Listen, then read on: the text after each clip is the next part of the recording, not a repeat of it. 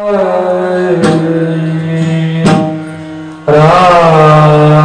कृष्ण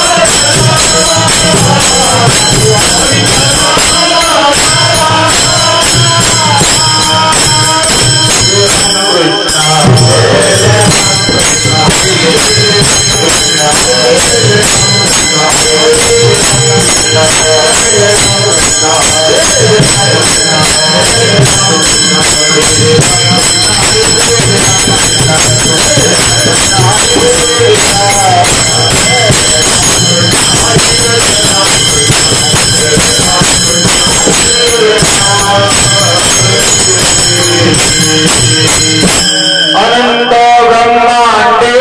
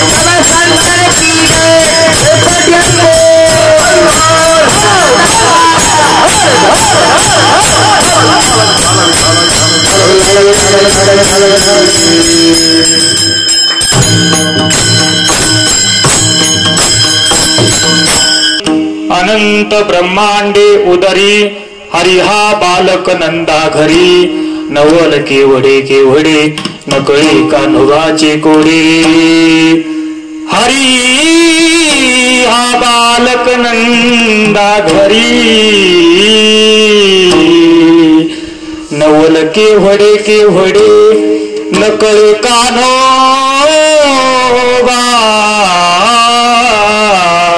कोडे विश्वव्यापक कमलापती गौळणी त्यासी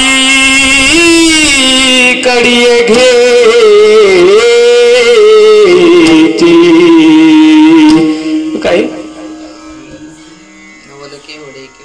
पृथ्वीजेने पृथ्वीजेने तृप्त केली त्यासी यशोदा भोजन घाली नवल केवडे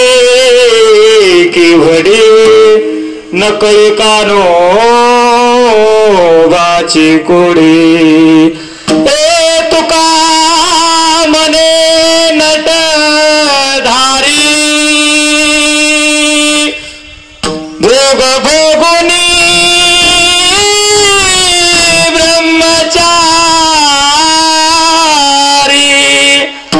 नवल केवडे नकळे कान्होबाचे कोडे विठ्ठल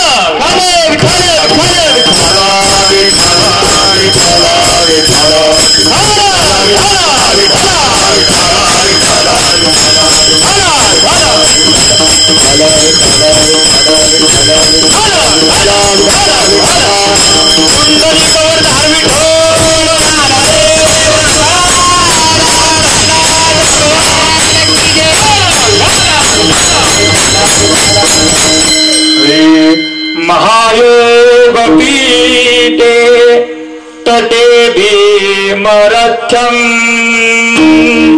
वरं पुण्डरीकाय दातु मुनीन्द्रे समागत्य तिष्ठन्तमानन्दकन्दम् परब्रह्मलिङ्गं भजे पाण्डुरङ्गम् पाण्डुरङ्ग करो पाण्डुरङ्ग करो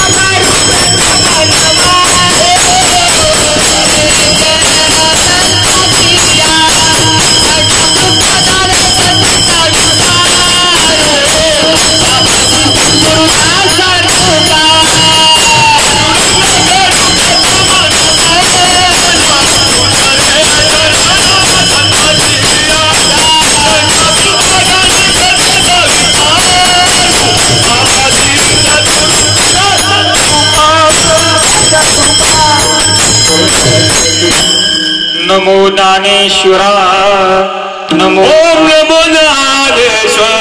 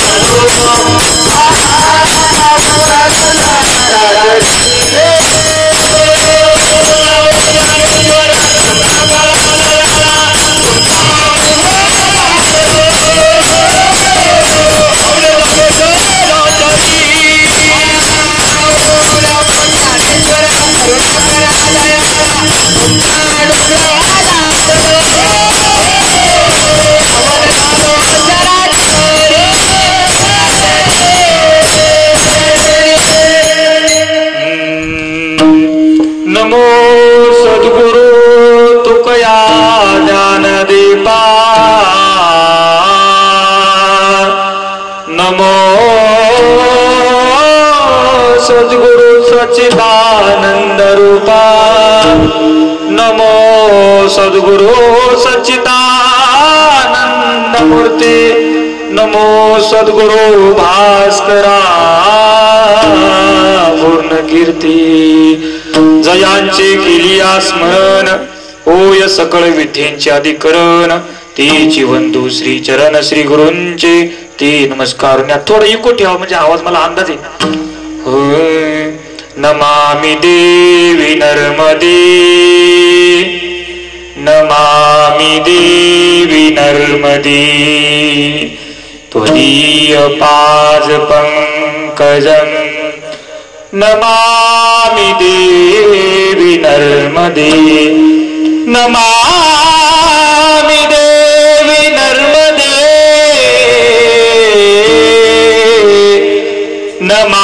नमामि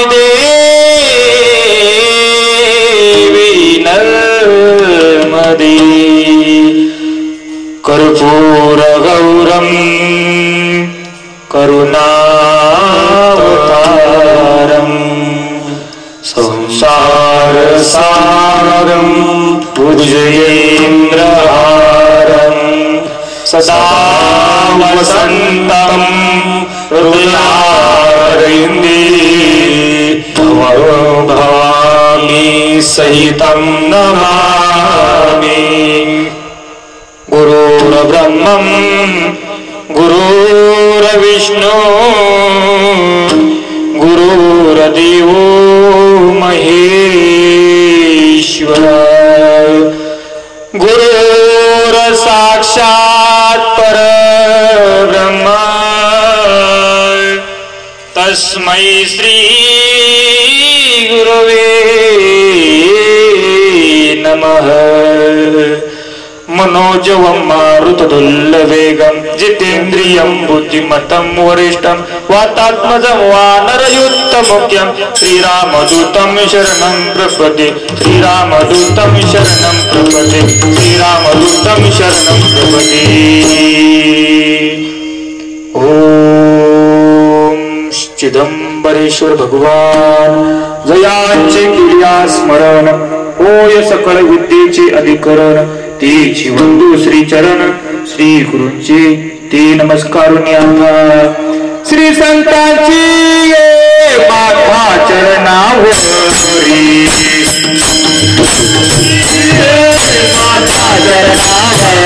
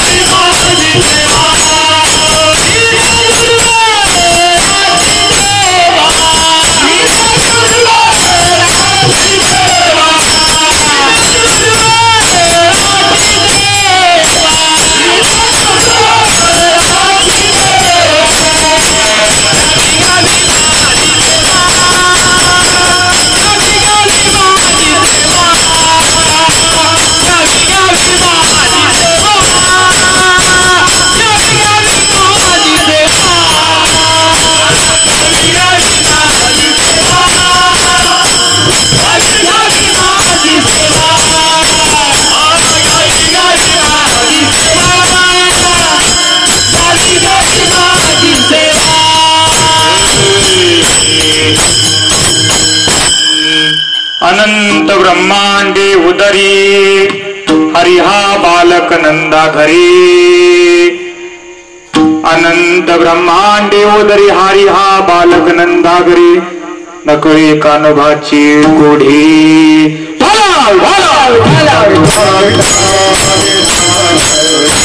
प्रस्तुत प्राप्त समय प्राप्त सेवेसाठी निवडलेला अभंग जगदवंदनीय जगद्गुरु तुकोबाराय यांच्या पालखी सोहळ्याच्या समयेत चालणारे वारकरी, त्याचप्रमाणे संत श्रेष्ठ गुरुनिष्ठ संत निवडणाऱ्या पाय पालखी सोहळ्याच्या पाठीमागे चालणार हे चिंचोली असं गाव, आणि या चिंचोली गावातील आपले सर्व पंचकृषीतील सर्व गावातील गर्दी नाही पण दर्दी असणारे आमचे सर्व भजनी मंडळ त्यांच्या मार्गदर्शनाखाली आणि सर्वांच्या सहकार्याने चालू असलेल्या आपल्या आजच्या महोत्सवी आजच फार मोठं पवित्र त्या ठिकाणी आहे.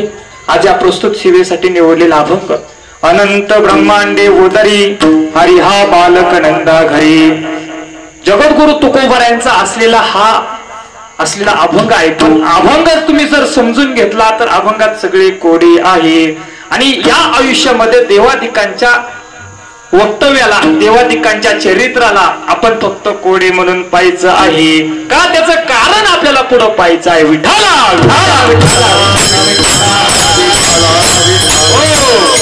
हा अभंग आहे. हा अभंग भगवान श्रीकृष्णाच्या जन्म पर्व काळातील शेवटचा हा अभंग त्या ठिकाणी आहे. आणि सगळ्यात महत्वाचा अभंगाचं आपल्याला विस्तृत चिंतन थोडक्यात पाहायचंय, वेळेत पाहायचंय आणि बारीक ऐकून पाहायचंय. चालू असलेला आपला हा आजचा जो पर्व काळ आहे हा फार महान पर्व काळ आहे. तिसरा श्रावण महिन्यातला तिसरा सोमवार होऊन गेल्या सर्वांना ज्ञात आहे. श्रावण महिन्याला सगळ्या महिन्यांमध्ये जास्त पवित्र मानलं जातं. श्रावण महिन्यामध्ये प्रत्येक तिथी ही लाभदायक आहे.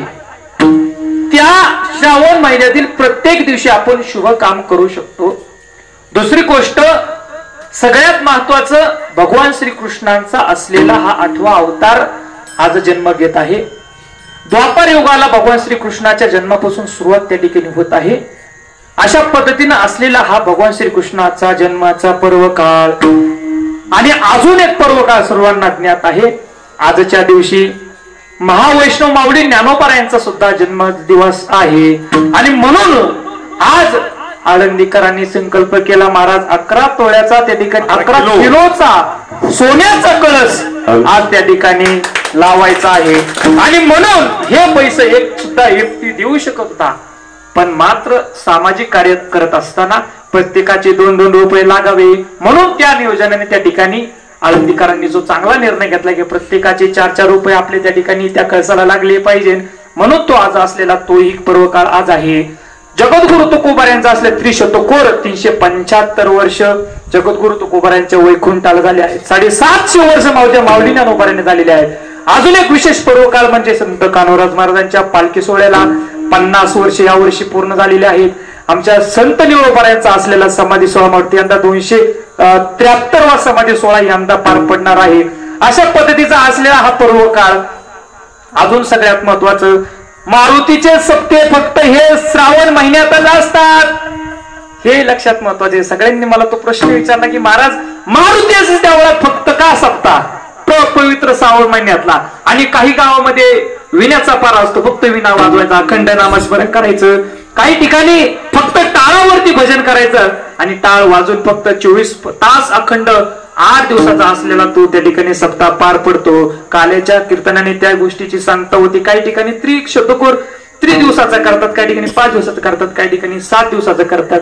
अशा पद्धतीचा असलेला हा आजचा पर्व काळ आहे मायबाप. आणि या पर्व काळ साधून आपण आज या ठिकाणी राजा माळसाकांत महाराजांच्या पवित्र अशा दरबारातून आज मनोजीव मारत तुल्य एकदम जितेंद्रियम बुद्धी मतम वरिष्ठम वातात मजन वानरयुक्तमुखम श्रीराम दूतम शरणम प्रपद्ये दासत्व भक्ती ज्यांच्याकडून शिकावी असे असणारे माझे मारुती राया. आणि या मारुती रायाच्या या मंदिरामध्ये मायबाप तुमच्या मंदिरात मी आता पहिल्यांदा चालले. एवढी सुंदर मूर्ती माझ्या आयुष्यात मी पहिल्यांदा पाहिली. अजून एक आमच्या कुरुळीकरांना अशी सुंदर अशी मूर्ती, अजून 2-3 गावामध्ये मी ती मूर्ती पाहिली. आणि माझी एक इच्छा आहे की आमच्या गावात अशी मूर्ती बसावी, पण ती होईल का नाही ती माहित नाही, पण ती कधीतरी होणार आहे. आणि 2 वर्ष झाले माझी ती इच्छा आहे. आणि आम्ही मागतो फक्त अशी इच्छा मागतो, आम्हाला पलीकडे काही मागायची गरज नाही. साधक व्यक्तीला आयुष्यात काही मागायला लागत नाही, तो भगवान परमात्मा पुरत असतो. फक्त त्या काही कालावधीला वेळ असतो, मात्र त्याने जाग्यावर राहूनच नाचायचं असतं, जाग्यावर राहून त्या ठिकाणी तो आनंद भोगायचा असतो, पण तो आयुष्यात नक्कीच पूर्ण होणार आहे.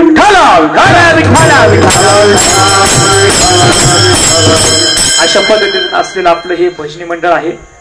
आणि तुम्हाला खरं सांगतो, पारागाव शिंगवे आहे, खडकवाडी असे 2 भजनी मंडळ आहेत. आणि त्यांच्याकडे जे टाळकरी गायक वादक सगळं घरचं सगळं गावचं गावचा माना माहिती त्याच्यात नाद नाही करतात. ते आमचे हरिदास महाराज आहेत, आपल्याच परिसरातले सुनी सांगवीचे मोहन महाराज, किसन महाराज, हे तुम्ही सर्व आमचे नाना माणूस सुतारे चंद्रकांत महाराज, तुम्ही सर्व गावकरी उपस्थित असतो माझ्या कार्यक्रमाला. अशा पद्धतीने असलेला हा सोहळा जो आपला आहे, या अशा पद्धतीचे सोहळे करावेत नाही बाब, काही कमी पडत नाही. फक्त ठरवा, करणारे भरपूर आहेत. आता तुम्हाला अजून एक गोष्ट माहिती असेल, मला चंद्रकांत महाराजांना तुम्हाला माहिती असेल, निरपेक्ष सेवा कीर्तन मधून सुरुवात झालेली आहे. त्याच्यामध्ये काही जे देईन ते घेणारे अशी एक संघटना आहे, तो उपभाग वेगळा आहे. आणि काही न देता काही सगळी सेवा करणार, त्याच्यात गायक आहेत, त्याच्यात वादक आहेत, त्याच्यात तुमचे कीर्तनकार आहेत. अशा पद्धतीची एक संघटना तयार होऊ लागलेली आहे की आयुष्यात फक्त त्यांना सेवा करायची. असं नाही का त्या माणसांना घरी सगळं उतू चालले मग फक्त सेवा करा, असंही भाग नाही. पण एक मनातला भाव आहे की या लोकांपर्यंत योग्य ज्ञान फक्त पोचावं आणि त्यांच्या आयुष्याचं कल्याण होऊन ते सत्कार्याला लागावे, याकरिता ही संघटना आहे. म्हणून सोहळे करत चला. कमी पडणार नाही, फक्त ठरवा, होतंय सगळं. आपण जर म्हणलो इथं प्रवचन घेतलं असतं तर आपली सगळी गायक मंडळीत आपण, मग आपल्याला प्रवचन ऐकण्यापेक्षा कीर्तन चांग होय अंग हरिरूप, हे अंग हरिरूप होतं, नाचायला भेटते, आनंद भेटतोय. बसून काय माशा मारून करणार, लगेच जा मला 5 मिनिटात तुमच्या चालू, मला सगळं कळतं. त्यामुळं कीर्तन करत चला, आयुष्यात काही लागत नाही. 4 लोक असली लय झाली, आपल्याला गर्दी नकोय. आपल्याला प्रसिद्ध नाही व्हायचं माय बाप, प्रसिद्ध नाही व्हायचं, आपल्याला सिद्ध व्हायचंय. आणि आयुष्यात माणसाने सिद्ध झालं पाहिजे. सिद्धच माणूस आज आयुष्याचं कल्याण करू शकतो. त्याची वाणी प्रत्येकाच्या हिताची असणार आहे. आणि हेच जन उद्धारण्याकरता संत त्या ठिकाणी येतात. मात्र आपल्याला आजच्या अभंगातून काही दृष्टांत पाहिजेत, काही सिद्धांत पाहिजेत. लक्षात घ्या, मी जास्त तुम्हाला बोरिंग करणार नाही. माझी वाणी मिळत सगळ्यांकडे लक्ष, पार बारीक कोण काय करतं इकून तिकून फिरून सगळीकडे बघतो मी, माझ्या सगळीकडे नजर जाते. सगळ्यांनी बोलायचं पाठीमाग, जे सांगन ते ऐकायचं. आणि हेच आपल्याला करायचे, कारण जास्त वेळ आपल्याला कीर्तन नाही. मला परत लोगावला 10 ते 12 कीर्तन रात्री, ते कीर्तन करायचे. पण मी काय तुम्हाला उणीव ठेवून जाणार नाही, मी तुमचे मन मोकळी करून जाणार, तुम्हाला सगळा आनंद देऊन जाणार. का एवढं खाल्लं काय आणि एवढं खाल्लं काय, एवढ्यात जो त्रास आहे ना, त्रास नाही तो एवढ्यात त्रास आहे. त्यामुळे एवढं खायचं, चांगलं खायचं आणि लई नाही डोक्यात धरायचं. 4 गोष्टी सांगणार शेवटी, तेवढ्या धरा. आणि जेवढं धरता येईल त्यांनी तर तुम्ही जर 4 जण जाणार तर अजून चांगलं आहे. पण ज्या गोष्टी सांगितल्यात मायबाप या गादीवरून सांगितल्या असतात, त्या सर्व भगवंताची कृपा असते. आणि या कृपेने तुम्हा सर्वांसाठी ते तुमच्या हिता करतात. तुम्हाला जे ऐकायचे ते इथून मिळतंय.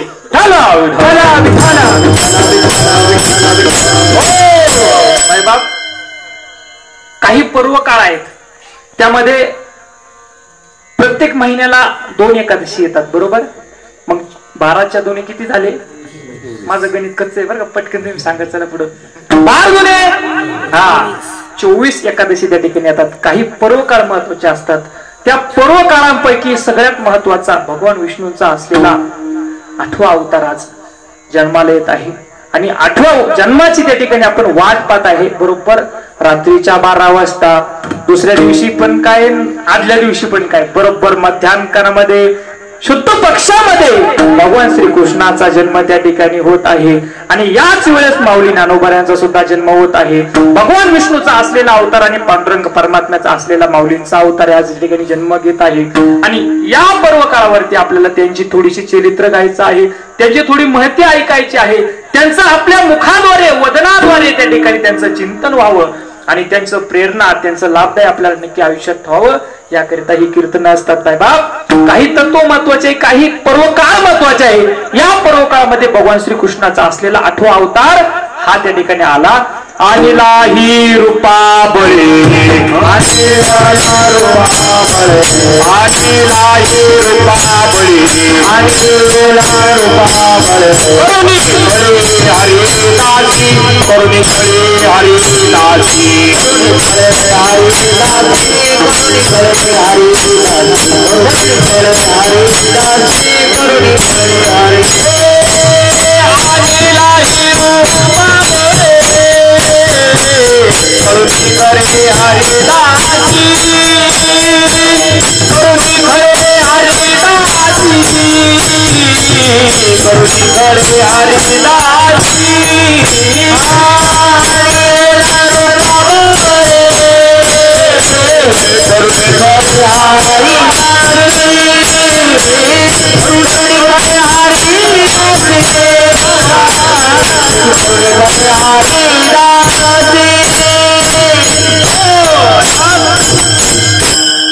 महत्वाचा मुद्दा जगद्गुरु तुकोबाऱ्या सांगतात. अभंगाची सुरुवात आहे, ऐका. कुळीचे हे कुळदेवी, केली ठावी संतांनी, बडवे झाले शरण गेलो, उगविलो संकटी, आणिला ही रूपा बळे, कळोनी खळे हरिदासी. जगद्गुरु तुकोबाऱ्या सांगतात काही गोष्टींना आणावं लागतं, त्यामध्ये महत्वाचा सिद्धांत आहे का. जगद्गुरु तुकोबाऱ्या सांगतात आमच्या कुळाचा कुळधर्म आमची कुलदेवी आहे. आणि ही कुलदेवी कोणती आहे, तो पांडुरंग परमात्मा आहे. म्हणून सगळ्यात महत्वाचं संतांना त्या ठिकाणी आणावा लागत नाही. संत आपले आप येतात, आपल्या मनाने येतात. आम्ही वैकुंठवासी आलो याची कारणास, आम्ही वैकुंठ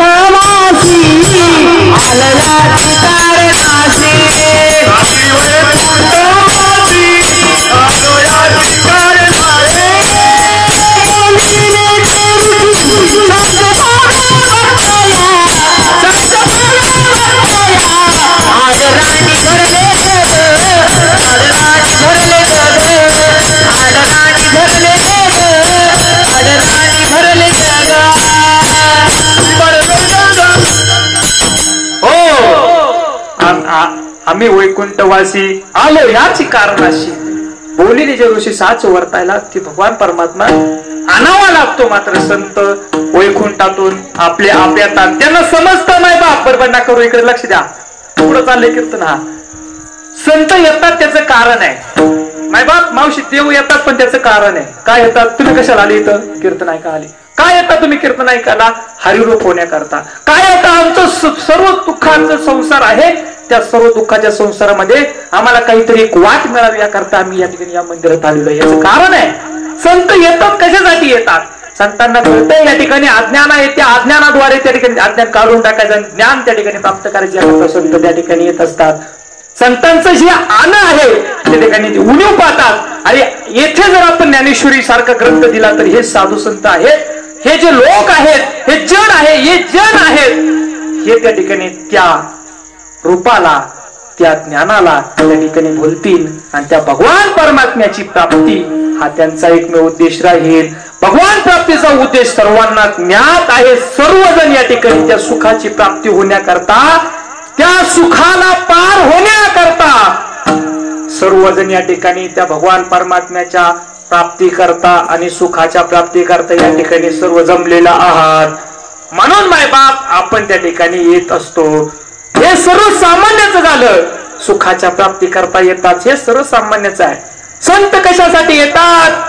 जनामध्ये अज्ञान काढण्यासाठी आणि ज्ञान भरण्यासाठी संत येत असतात. संत येतात पण संत काम पूर्ण झाल्यानंतर संतही थांबत नाही, जनही थांबत नाही. तुम्ही तर सामान्य सुद्धा थांबत नाही, संन्यासी ब्रह्मज्ञानी थांबत नाही, कुणीही थांबत नाही आणि देव सुद्धा थांबत नाही. देवाचं काम झाल्याच्या नंतर देवाचा त्या ठिकाणी महापर्व काळ असतो. देवाचा जन्मकाळ आणि देवाचा जन्मकाळ आणि पर्वकाळ. जगाच्या बापाला सुद्धा जन्म आणि मरण त्या ठिकाणी चुकलेलं नाही. संतांना सुद्धा त्या ठिकाणी त्यांचं जन्म मरण चुकलेलं नाही. पण संतांनी आपला गोड बहु केलेला आहे. त्यांचा जो गोड झाला ना शेवटचा तो बहु गोड झाला. अशा पद्धतीचं असलेलं त्यांचं ते जीवन त्यांनी त्या ठिकाणी चरित्रात्मक त्या ठिकाणी लिहून ठेवलं आणि ग्रंथाद्वारे संत आजही आपल्या सोबत बोलत आहेत. हा महापर्व काळाचा उद्देश आहे. संत आजही आपल्या बरोबर बोलतात, उद्याही बोलत राहतील. याचं कारण आहे त्यांनी हे चरित्र लिहिलंय, त्यांनी जे ज्ञान लिहिलंय मायबाप हे फार महत्वाचं आहे आणि देवाला त्या ठिकाणी आणावं लागतं. आणि त्याच पद्धतीचा आजचा आपला अभंग आहे. अभंग फार महत्वाचा आहे, थोडासा अवघड सुद्धा आहे. तुम्हाला शब्दाशी अर्थ त्या ठिकाणी समजणार नाही. अनंत ब्रह्मांडे उदरी हरी हा बालक नंदागरी. शब्दाशी अर्थ तसा आपल्याला कळतो. अनंत ब्रह्मांड उदरी हरी हा बालक नंदागरी. हरी हा भगवान परमात्मा भगवान श्रीकृष्ण त्या ठिकाणी नंदाच्या घरी आनंद ब्रह्मांड आपल्या उदरात घेऊन त्या ठिकाणी तो नांदतो आहे. यशोदा त्याला भोजन घालीत आहे. विश्वव्यापक कमलापती गवळणी त्याशी कडी घेते. गवळणी त्या भगवान परमात्म्याला या विश्वाच्या व्यापक कमलापतीला आपल्या कडेवरती घेत आहेत. आणि एवढं करून सांगताना जगद्गुरु तुकोबार सांगतात, तुका म्हणे नटधारी भोग भोगोनी ब्रह्मचारी. अशा पद्धतीचा असलेला सर्व गवळणींचा असलेला तो लाडका भगवान श्रीकृष्ण देव आणि संत यांच्यात उदाहरण तर लक्षात घ्या, त्यांच्यात काही फरक त्या ठिकाणी आहे. मला सांगा मारुतीरायाचा जन्म कसा झाला? मोहन महाराज कसं काय झाला मारुतीरायाचा जन्म? सामान्य व्यक्तीचा जो जन्म आहे तो फार वेगळा आहे. भगवान परमात्म्याचा जन्म फार वेगळ्या पद्धतीचा होतो. हे आपण त्या ठिकाणी जास्त डोकं आपल्याला लावायचं नाही. फक्त नकळे कान बाजे मोरे नकळे कानो बाजे मोरे नकळे कानो बाजे मोरे नकळे कानो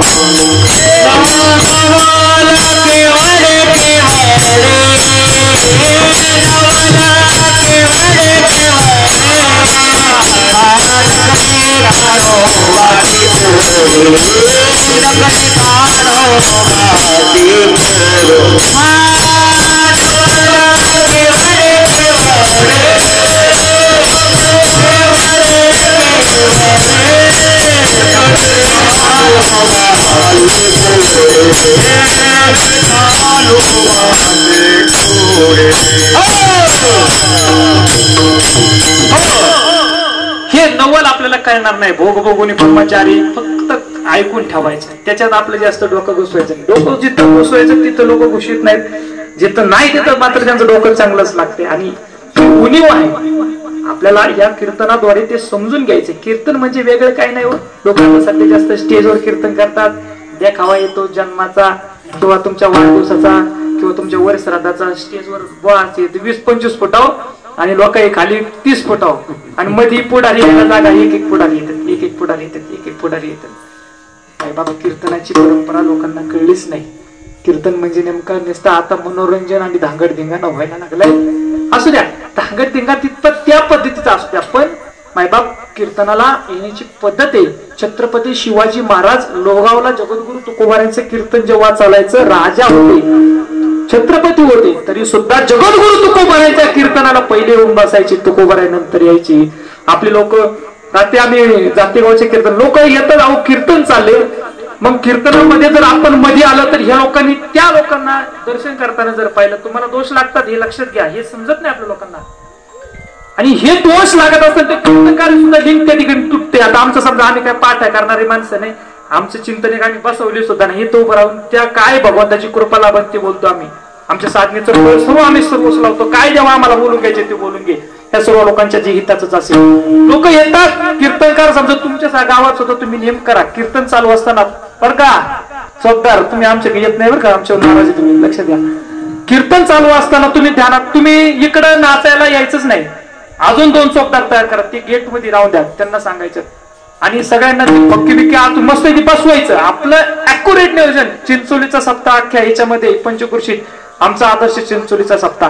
काय पैसे कंच्यात गोष्टी लागत नाही, मनाची तयारी ठेवायची. फक्त कीर्तनकाराच्या दर्शनाला केव्हा यायचं याचं कारण आहे, कीर्तन चालू असताना कुणीच तिथं वाकायला यायचं नाही. ज्याला यायचं नाही त्यांनी लवकर या, बुवाचं दर्शन तिथं घ्या. गादीवरती दर्शन तुम्ही घ्यायचं असेल तर तुम्हाला कीर्तन संपल्यानंतर एकतर अधिकारी म्हणते, कीर्तनाच्या अगोदर अधिकारी, कीर्तन चालू होतं आणि जे हार घालतात त्याला एक अधिकार आहे. फक्त एवढ्यानं अधिकारी. लोक येतात मागून येतात, पुढे राजा होतात आणि पाया पडतात, बाकीच्या लोकांची क्लिंक तुटते. काही काही कीर्तनकार जर एखादा आला तर कीर्तन पुढं पूर्ण करत नाहीत, मध्येच विठ्ठल विठ्ठल म्हणतात, त्या विठ्ठल म्हणतात का नाही प्रत्येक कीर्तनकार. तुम्ही फळाची कीर्तन पाहिली असतील, हे माणूस काय पुढे जाईल चौकदार अशी मिशा पिशा पुढे तुम्ही मिशा वाढवा म्हणजे जरा लोक घाबरतील, पोरच घाबरत नाहीत, असे घाबरले पाहिजे. म्हणून कीर्तनात सुद्धा काही परंपरा आहे. छत्रपती लवकर यायची कीर्तनात बसायची, कीर्तनात बसण्याची सुद्धा पद्धत असते. आपण असं ताट बसलं पाहिजे. किती वेळ बसायचे आपल्याला, जास्त वेळ बसायचं नाही. खिचडी तयार झाली का लगेच आपल्याला उठायची. त्यामुळे कीर्तनात थोडाच वेळ बसा. तर मायबाप आपल्याला जे कोडं सगळ्यात महत्वाचं भगवंताचं समजून घ्यायचे. आपण होतो देव आणि संत. देव येतात, देवाला आणावं लागतं.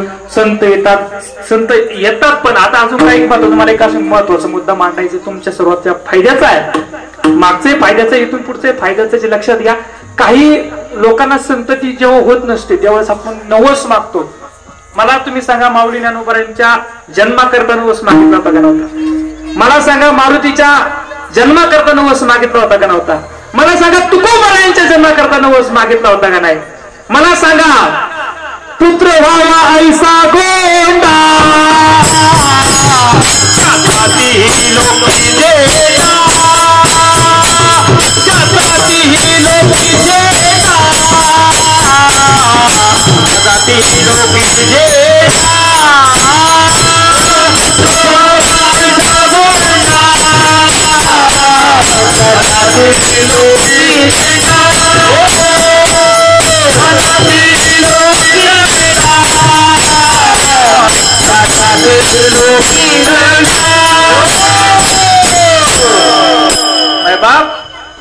नामदेव महाराजांच्या वडिलांनी सुद्धा मागितलं, आईने सुद्धा मागितलं, पुत्र व्हावा ऐसा गोंडा त्याचा ही लोकीच्या याकच असावा, कार्ट पण चांगला असावा. हे काय असे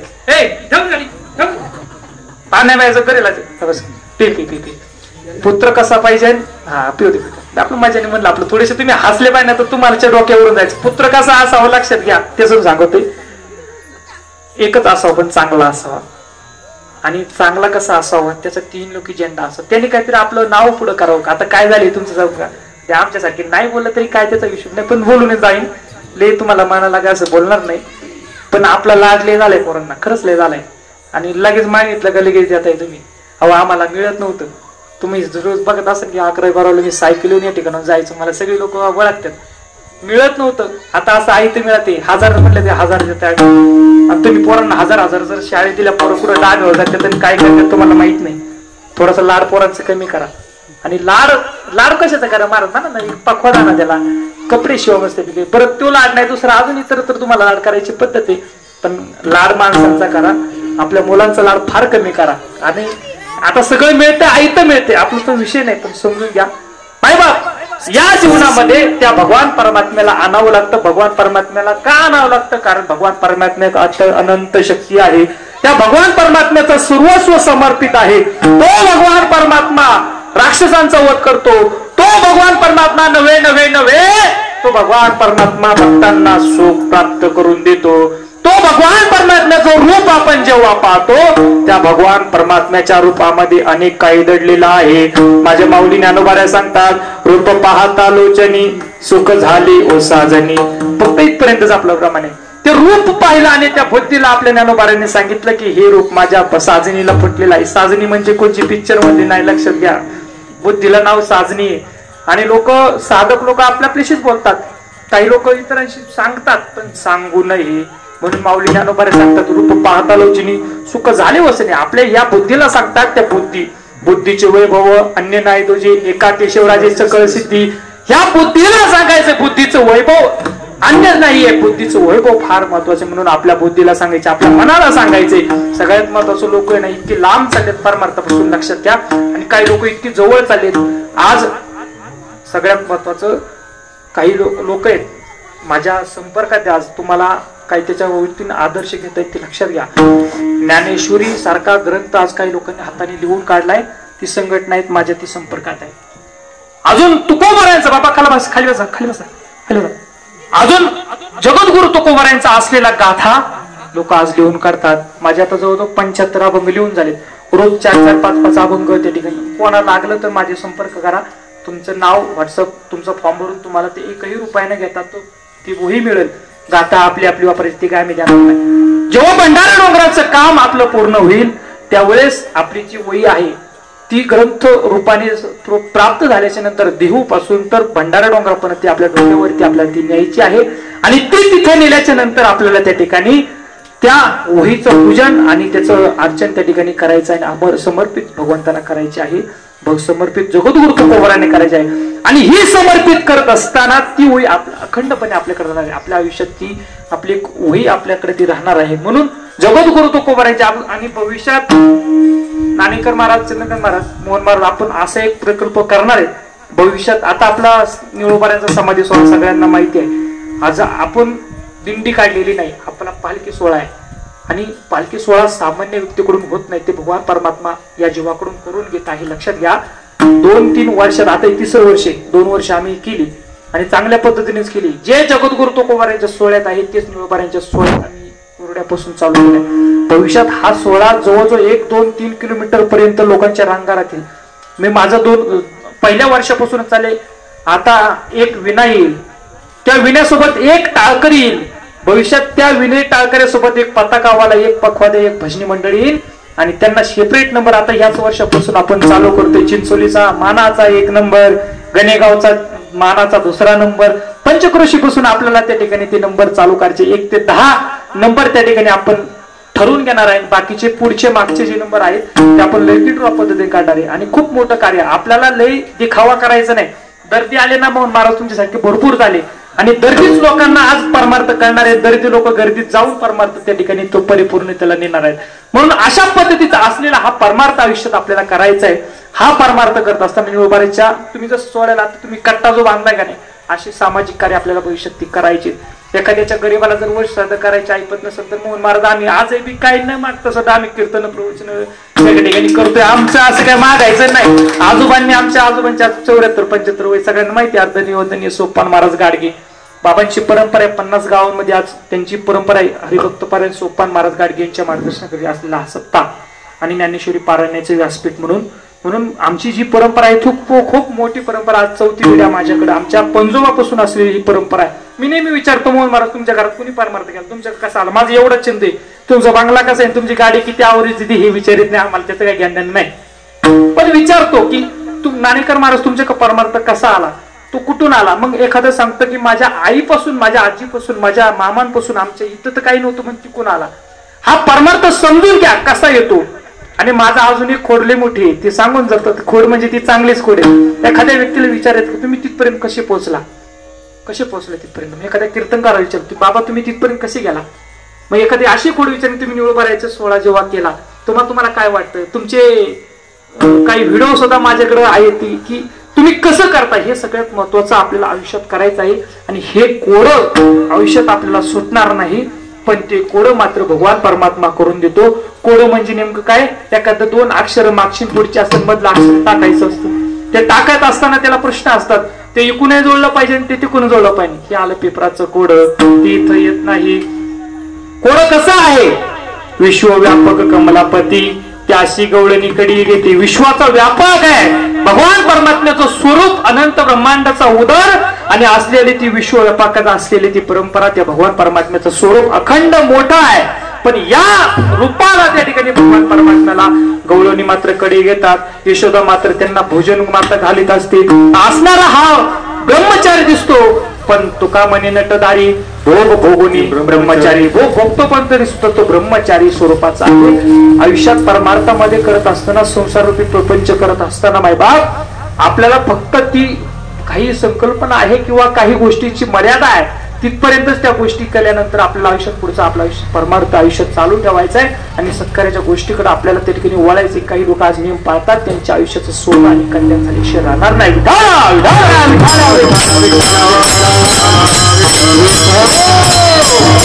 म्हणून मायबाप या असलेला एकदा यशोदा मातेनं त्या ठिकाणी भगवान श्रीकृष्णाला जेवण देत असताना त्या ठिकाणी असा घास भरत होते. आणि त्याच पद्धतीचा हा प्रसंग आहे. तेव्हा त्या मुखामध्ये त्या ठिकाणी यशोदा मातेनं डोकावलं, तेव्हा त्या अनंत ब्रह्मांड स्वरूप त्या ठिकाणी ते कळलं. त्यावेळेस यशोदा मातेने ते पाहिल्याच्या नंतर तुकोबाऱ्या अभंगाच्या अनंत ब्रह्मांड उदरी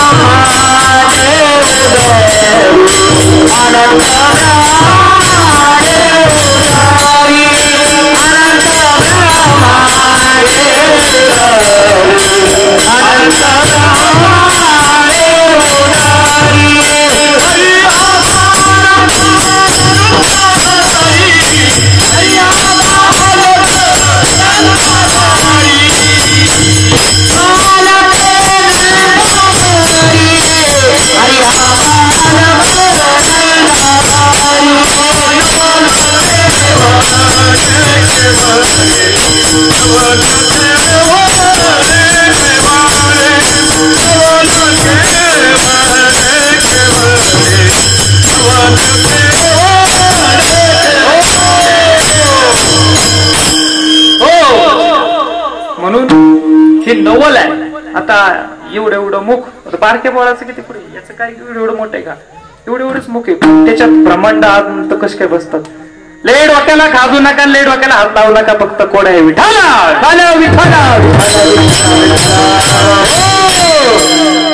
एवढा विश्वाचा व्यापक कमलापती. आणि तो कडीवर कसं घातला, कडकी एवढीच एवढीच, आणि त्या कडावरती बारक ते पोरग बसते, कसं बसते. ले डोक्याला खाजू नका, नवल की एवढे कडे.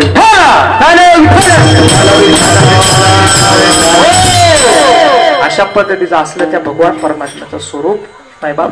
जन्माची काही आख्यायिका 5 मिनिटांमध्ये पाहू. भगवान श्रीकृष्णाचा असलेला जन्म, भगवान श्रीकृष्णाच्या असलेल्या 11 अवतारापैकी महत्वाचे 24 अवतार आहेत. त्यामध्ये 9 अवतार हे महत्वाचे मानलेले जातात. वारकरी संप्रदायाने मान्यता दिली. मात्र भगवान श्री विष्णूचा असलेले अवतार, त्यामधला भगवान श्री रामांचा अवतार आणि भगवान श्री कृष्णाचा अवतार. रामकृष्ण नामे ही दोन्ही साजरी, हृदय